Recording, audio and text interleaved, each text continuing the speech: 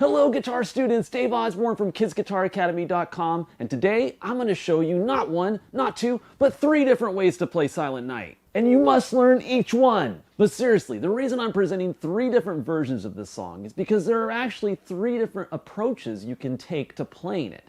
And the version that you choose to play will depend on where you are in your playing and which version you like best. So the first version is the easiest. Here you will simply focus on playing the melody.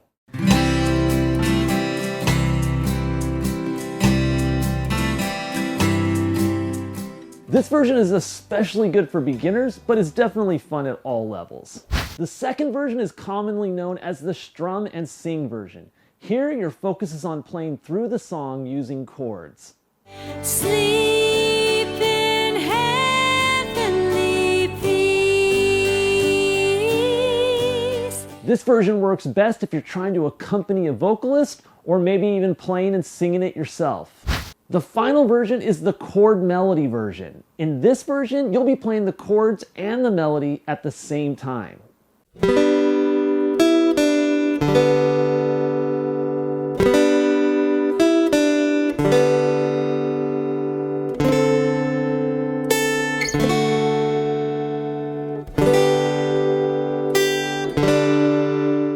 I absolutely love the chord melody style. It sounds amazing and is particularly great if you're a little bit shy when it comes to singing like I am. Alright, so once you've chosen the version that you like best, simply use the video chapters and navigate to that version. Unless, of course, you're really ambitious and want to play all 3.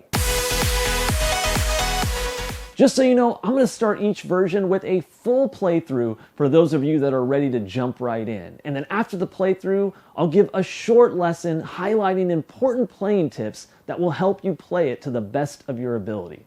Alright, so let's jump into the first version of Silent Night, the easy picking version.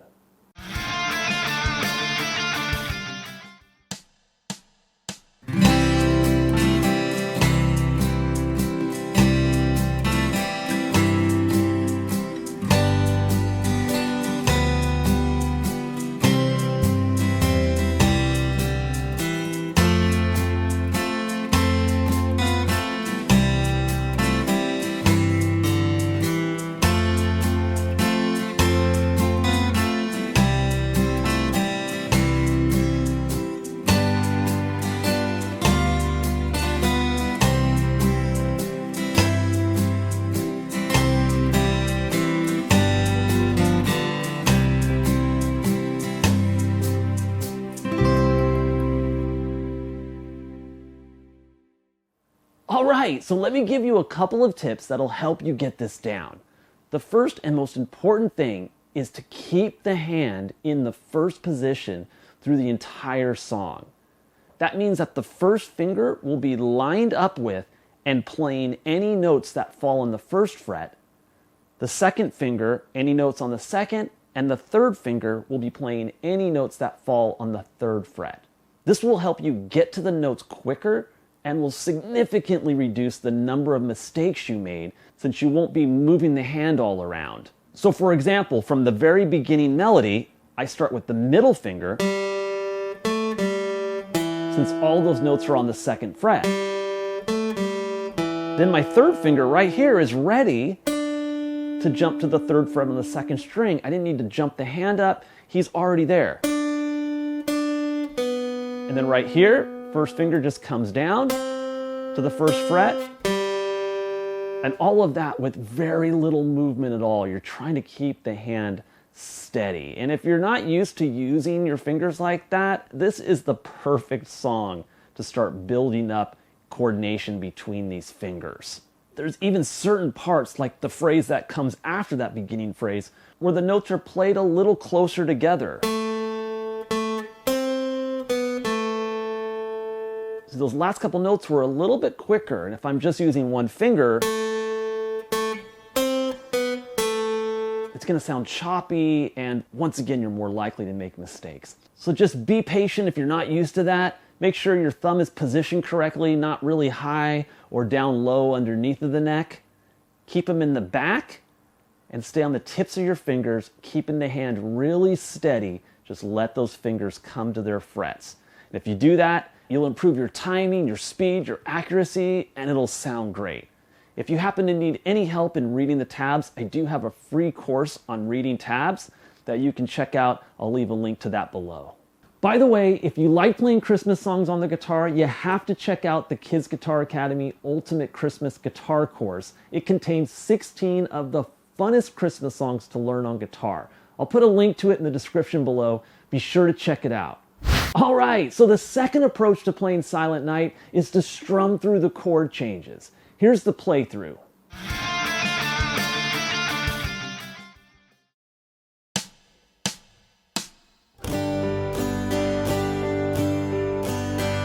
Silent night, holy night, all is calm, all is bright, round yon virgin mother and child, holy infant so tender and mild, sleep in heavenly peace,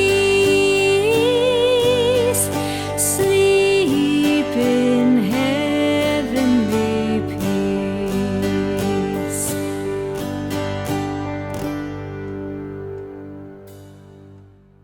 All right, so here's some quick tips that will help you get this down faster.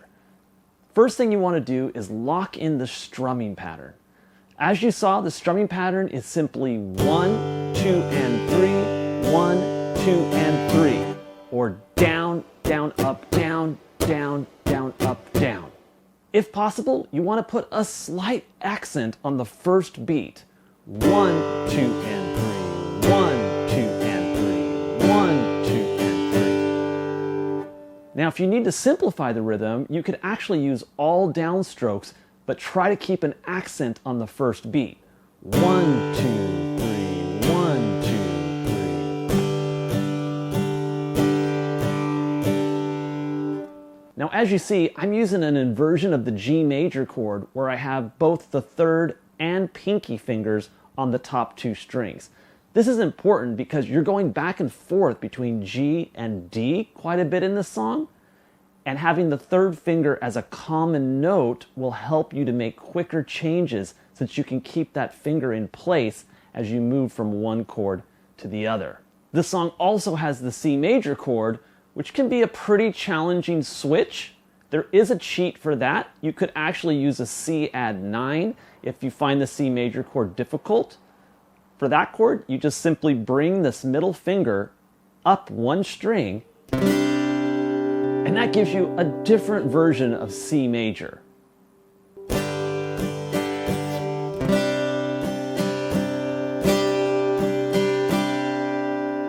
Now, in the context of this song, the regular C major chord actually sounds better. So you do want to try to work on getting good at that change. Just remember that as far as chord changes go, it just takes a lot of repetition to build in the muscle memory that your hand needs in order to switch back and forth between chords easier. One last note about the chord changes in this song. Sometimes it's challenging to know just when you're supposed to change to the next chord, especially in songs like Silent Night where you're on a chord for many, many bars. For example, in the beginning of the song, we're on the G chord for 4 bars before we actually change to the D.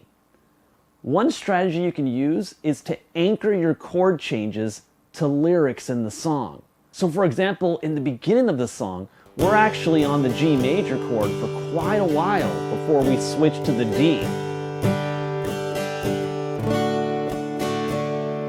That switch happens right when the lyrics sing, "All is calm, all is bright."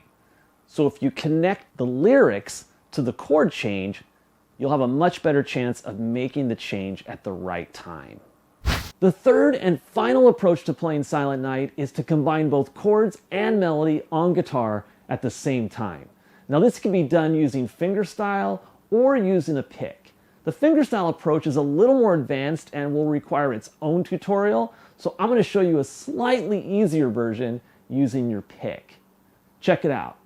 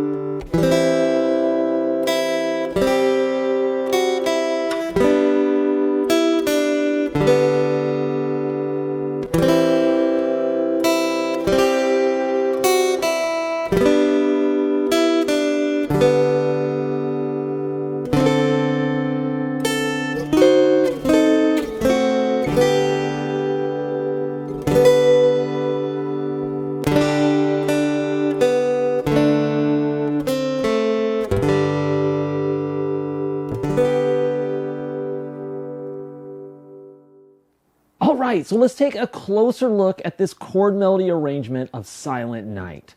Now, when it comes to the chord melody guitar style, there are two rules that you have to be very careful to follow. The first rule is to make sure that you're playing the melody clearly and accurately. So the melody will always be in the top voice. That means the melody notes will be the notes played on the highest strings of whatever you're playing. So when you're playing chords, the melody note will be the highest note in the chord. So when you look at phrase 1, you're going to notice that the highest notes that are being played are all on the second string. That's your melody. And so you want to make sure you're bringing out those melody notes and playing these chords very accurately, being careful not to play strings that are above the melody notes. So when I play this first chord, I only want to play up to the second string, because if I accidentally shoot past it and catch the first string, it's going to distort the melody. Now, a great way to do this is to use a rake stroke instead of a strum. With a strum, you're hitting all the strings at the same time.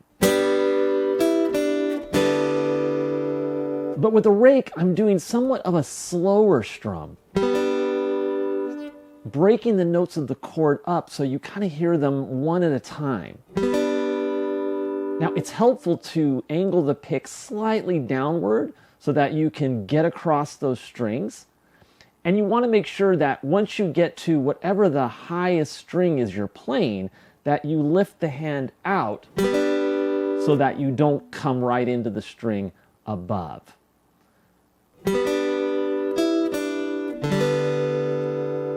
And it gives a much nicer sound that's better suited for the chord melody style anyway.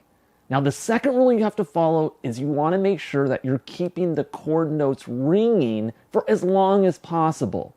You'll notice that when I play the first chord, I'm actually using the pinky to play the 5 instead of trying to jump my third finger up, which completely kills the notes of the chord. So by using the pinky, I can keep these chord notes ringing.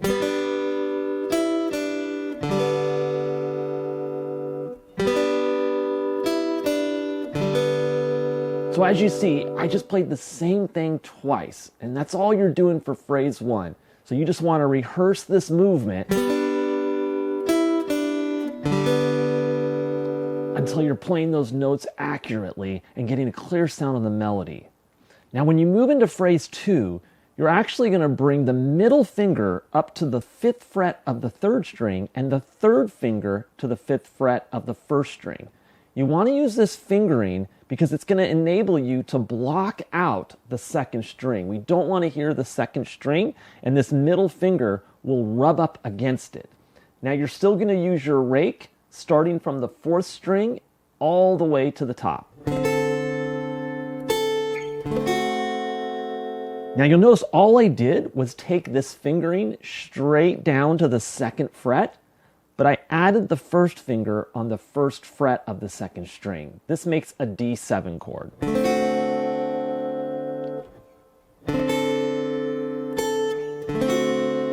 Now I'm going to push the 3rd finger up just 1 fret to the 3rd fret, again raking through the top 4 strings.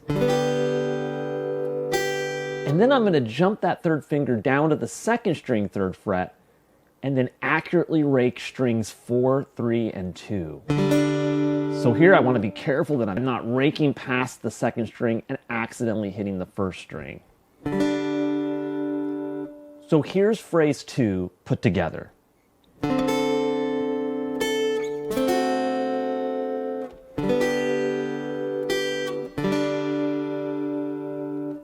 right, now as we move into phrase 3, we're going to come into an inversion of the C major chord. Now usually we have the third finger on the third fret of the 5th string for C, but since we're not playing the 5th string, we don't need that finger down there. We could use this easier fingering for C, which is going to enable us to reach melody notes a lot easier. In the chord melody guitar style, you use a lot of abbreviated inversions of chords. So here's what phrase 3 sounds like.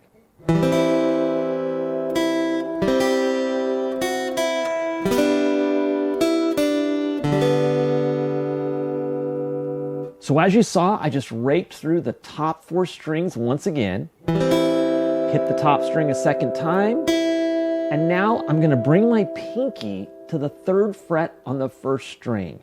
Now I can keep all these other fingers down, sounds really nice, or I technically can release the middle finger at this point and focus on just raking through the top 3 strings, which also sounds great. Then I'm going to move the 3rd finger to the 2nd fret and then play the 1st string open. Then I'm going to move the 1st finger straight up 2 frets to the 3rd fret, and that's going to put me right back into the G chord, the 1st chord that we played. So that's the same exact movement we did in phrase 1. Here's phrase 3 put together.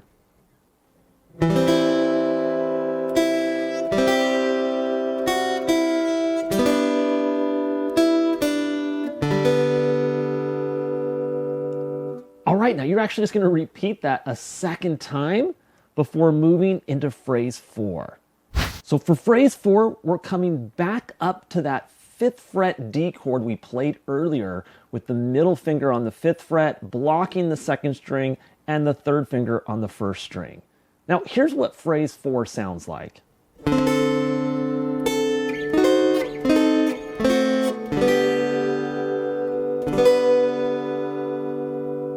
All right, so all I did there was I played that 1st chord, hit the top string a second time, and then I moved this fingering up 3 frets so that my middle finger and 3rd finger are on the 8th fret. I then added the 1st finger on the 7th fret of the 2nd string, and this creates that triangle D7 shape. I'm going to rake through the top 3 strings and then move this down 3 frets and then down 3 more. This is actually a diminished chord that we're running down the neck with the melody on the top string. Then you just move the 3rd finger up to the 3rd fret again, then up to the 7th fret, strumming those top 4 strings, and then this brings you right to the last phrase, phrase 5.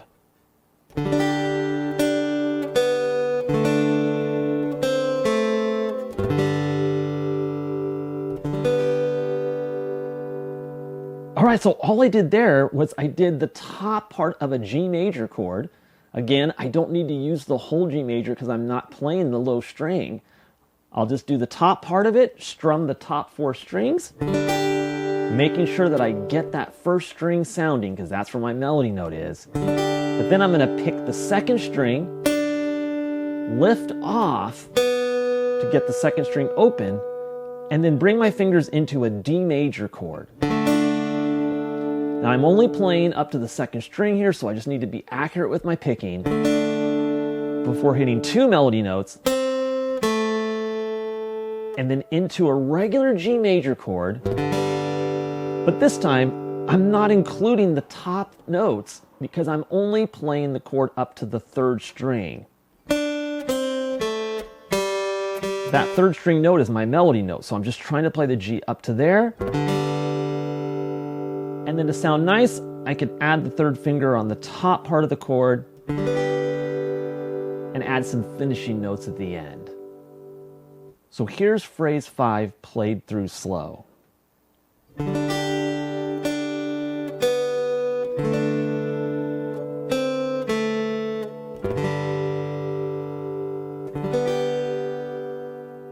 All right, well, there you have it. 3 different ways to play Silent Night. I would love to hear which version you learned, so tell me in the comments. And if you haven't already subscribed to the channel, be sure to do that so you don't miss any of our upcoming tutorials.